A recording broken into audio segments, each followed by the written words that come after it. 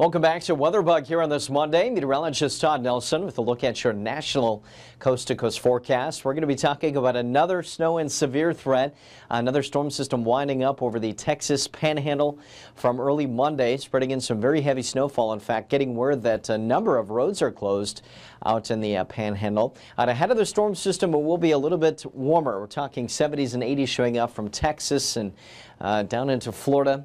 Again, for yesterday. Temperatures behind the system really not cooling down all that much, but we are going to be watching that cooler air sag in behind that storm system.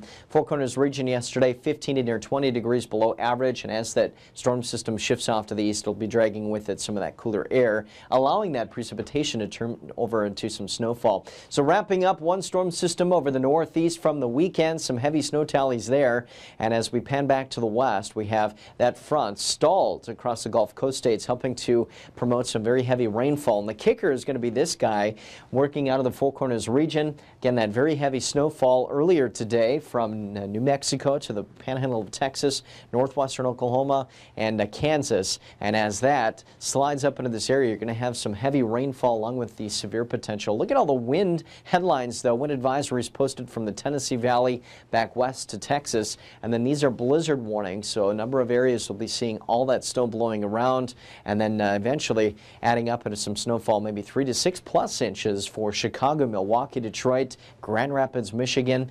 And that 3-day snowfall tally actually takes it into parts of New York and the eastern Great Lakes region. So definitely shoveling snowfall out that way, but your severe threat is going to be ramping up during the day today in the Gulf Coast states as well. Hail, high winds, isolated tornadoes for some of those areas, and then the flooding potential is certainly going to be heavier as you work off to the southeast. Have a good one.